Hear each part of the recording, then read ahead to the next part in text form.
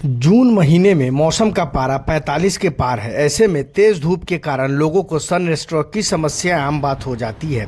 कभी कभार इसके वजह से लोगों की मृत्यु तक हो जाती है। गर्म हवाएं न सिर्फ स्किन को नुकसान पहुंचाती है बल्कि लोगों को अनेक परेशानियों का सामना करना पड़ता है। इस समस्या से बचने का सबसे आसान तरीका है सतर्क रहना, सावधान रहना तथा ज़्यादा से ज़्यादा पानी का सेवन करना।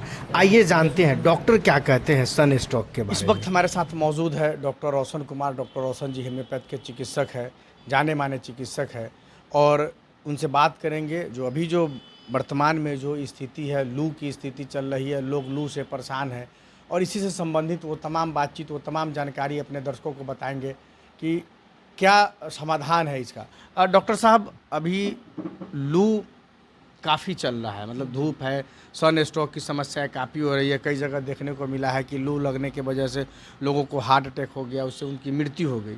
ठीक, तो लू लगने से बचने के क्या क्या उपाय हैं? लू से जो बचने के जो उपाय हैं बहुत ही कॉमन है। सबसे पहले तो मैं आप लोग को ये बताना चाहता हूँ, अभी जो सन स्ट्रोक जो लग रही है, लू लगना, तो ज़्यादा से ज़्यादा मात्रा में पानी को सेवन करना है। एक दिन में कम से कम 5 से 6 लीटर पानी पीना है। वो पानी पीने से हमारे बॉडी में पानी की कमी नहीं होगी और वाटर बैलेंस हमारे बॉडी में रहेगा, जिस कारण से लू नहीं लगेगी।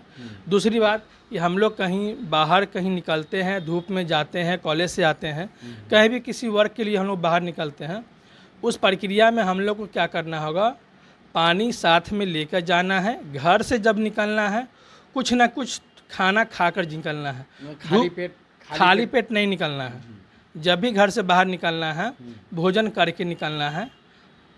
और मार्केट में बहुत सारी जूस उपलब्ध हैं, अनार का जूस है, मौसमी का जूस है, ये सब आपको इंटेक करना है। उसके अलावा तारबूज अभी आ गए हैं जो कि एक पानी का बहुत बड़ा माने कि सोर्स माना जाता है। तारबूज का सेवन कर सकते हैं, खीरा का सेवन कर सकते हैं। ऐसा फल फूल जिसमें पानी की मात्रा ज़्यादा है तो तारबूज सबसे बेस्ट माना गया है। तारबूज, लालिमा हो गया, मौसमी का जूस हो गया, ऑरेंज का जूस हो गया, अनार का जूस हो गया, एप्पल हो गए, कीवी फल हो गए। लिक्विड फॉर्म में जो भी चीज़ है वो जितना ज़्यादा से ज़्यादा ले सके वो लू से बचने के उपाय हो। अच्छा डॉक्टर साहब, लू लगने के बाद जो लक्षण दिखाई देते हैं वो क्या लक्षण है, और कैसे हम पहचाने कि इस आदमी को लू लग गया है या किसी को भी लू लग गया है? लू लगने का जो मुख्य कारण है कि हमारा जो इन्वायरमेंट का जो टेम्परेचर है, बॉडी के टेम्परेचर से जब ज़्यादा होगा तो लू लगेगा ही।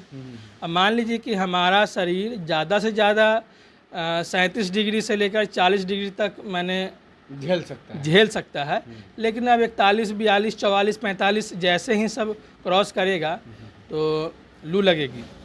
अच्छा। और कहने का मतलब कि लक्षण क्या है, लू लगने के बाद जैसे ही हम अपने लू लगने के बाद घर में प्रवेश करते हैं, उसके बाद ज़्यादा से ज़्यादा नींद आना, चक्कर आना, उल्टी होना, और आँख खोलने का मन नहीं करेगा, सुस्त जैसा मिजाज करेगा, पूरे शरीर में टॉप से लेकर माने पैर तक, नीचे तक लहर होगा, माने बर्निंग सेंसेशन ऑफ बॉडी, शरीर में एक लहर जैसा अनुभव होगा।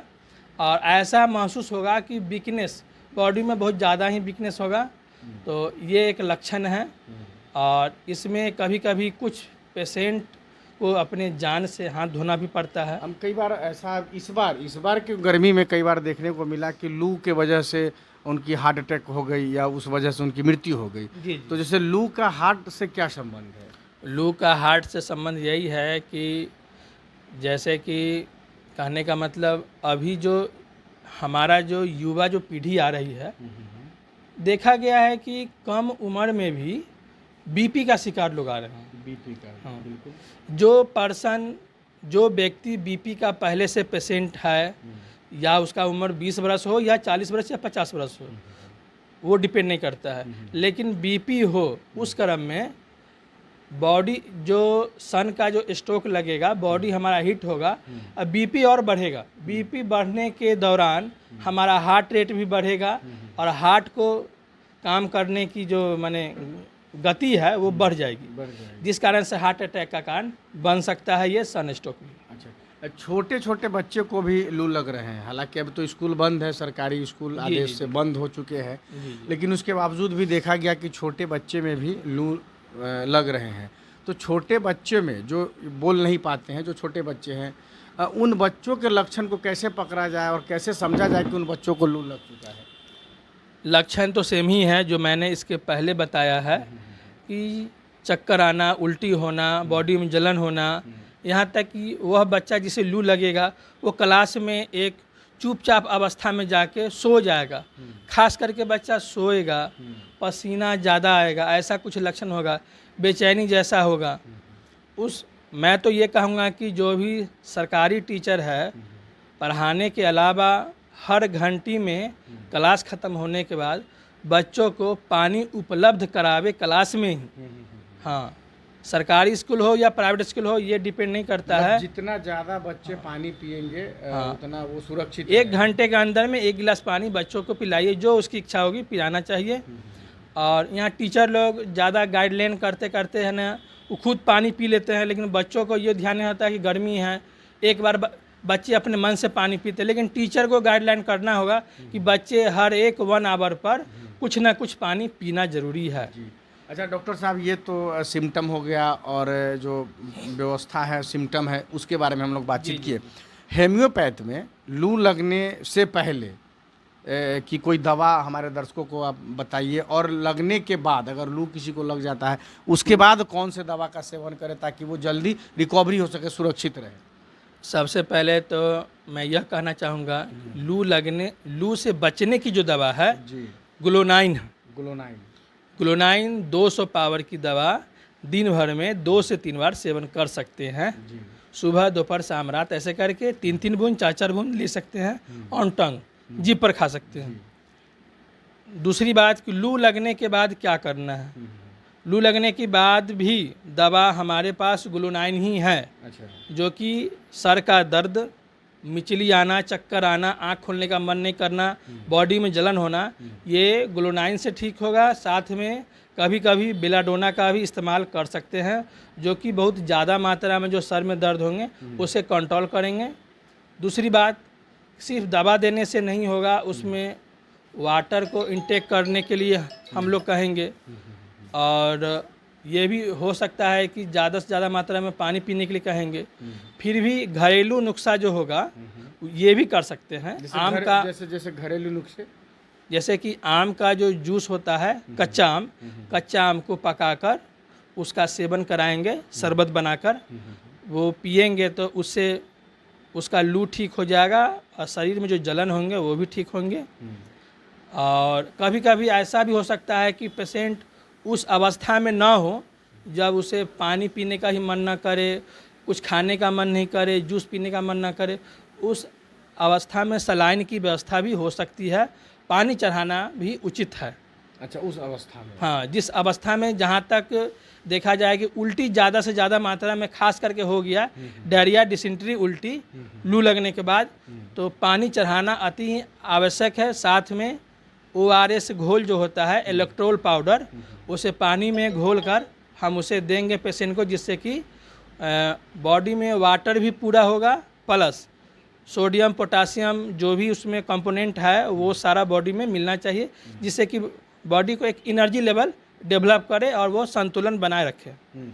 डॉक्टर साहब, एक और सवाल है। इस बार अब देखा जा रहा है कि गर्मी में जिस हिसाब से लू लग रहा है लोगों में, उसी तरह से छोटे छोटे बच्चे में भी गर्मी की वजह से चेचक की समस्याएं देखने को मिल रही है। और दूसरा चीज़ कि मुंह में फोड़ा हो जाना, मुंह में सीज जाना, ये सब भी समस्या देखने को मिल रहा है। तो गर्मी से चेचक का क्या संबंध है? गर्मी से चेचक का यही संबंध है। चेचक पहले तो मैंने आज से 25-30 वर्ष पहले 2 प्रकार के चेचक होते थे।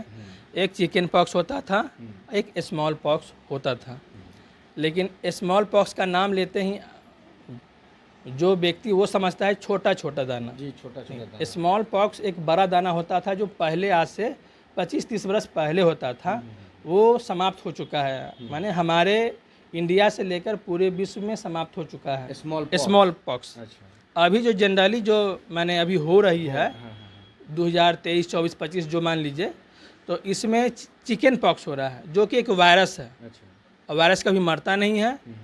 और ये गर्मी का जो सीज़न है इसमें टेम्परेचर डिपेंड करता है वायरस को ग्रोथ करने के लिए। तो वायरस जो ग्रोथ कर रहा है वो हमारा जो वातावरण है उसमें जो माने इन्वायरमेंट का जो टेम्परेचर है 40 डिग्री 42 डिग्री, इसमें इसका ग्रो करता है वायरस। इसलिए गर्मी के सीज़न में ये चिकन पॉक्स की संभावना सबसे ज़्यादा है। तो अब तो इस हिसाब से अगर देखा जाए गर्मी से जिस तरीके से चेचक प्रभावित हो रहे हैं, चेचक जी, जी। शिकायत हो रही है, तो इस हिसाब से देखा जाए, इस पहलू से देखा जाए तो कोरोना वायरस भी बढ़ सकता है, हो सकता है। कोरोना वायरस भी हो सकता है, ये बात सही है। तो नहीं, कोरोना वायरस अभी भी है, लेकिन अब क्या है कि आप जो सोचेगा कि वैक्सीन आ गया वो रोक दिया है ना, ऐसा कुछ नहीं है। जिस व्यक्ति को एक बार कोरोना वायरस हुआ, बॉडी अपना एंटीबॉडी बना चुकी है। मतलब वो आदमी ये डिपेंड नहीं करता है कि पहला वैक्सीन, दूसरा वैक्सीन, बूस्टर डोज, ये डिपेंड नहीं करता है। बॉडी को वो क्षमता है, जैसा बैक्टीरिया जाएगा, जैसा वायरस जाएगा, बॉडी भी उसी के रिएक्शन में वैसा ही वायरस बैक्टीरिया निर्माण करती है। माने लड़ने की क्षमता जिसे हम कहते हैं, प्रतिरोधक क्षमता, रोग प्रतिरोधक क्षमता को डेवलप करना। हाँ, 2019 से लेकर 2021 तक माने ये कोरोना हमारे इंडिया में पूरे विश्व में हावी रहा। तो यहाँ तक कि 90% मान लिया जाए कि कोरोना सबको हुआ, कम हुआ, ज़्यादा हुआ। जिसको ज़्यादा हुआ वो भी परेशान, जिसको कम हुआ वो भी परेशान थे।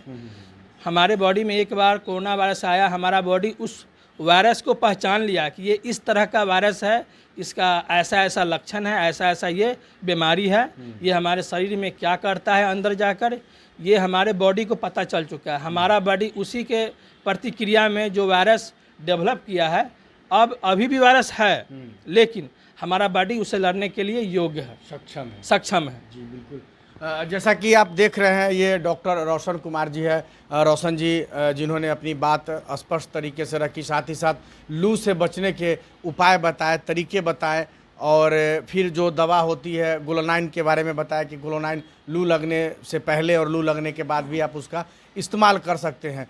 तो यहाँ पे आप सतर्क रहिए, सावधान रहिए, और जब घर से बाहर जब निकलते हैं तो जितना ज़्यादा से ज़्यादा हो सके उतना पानी का सेवन कीजिए।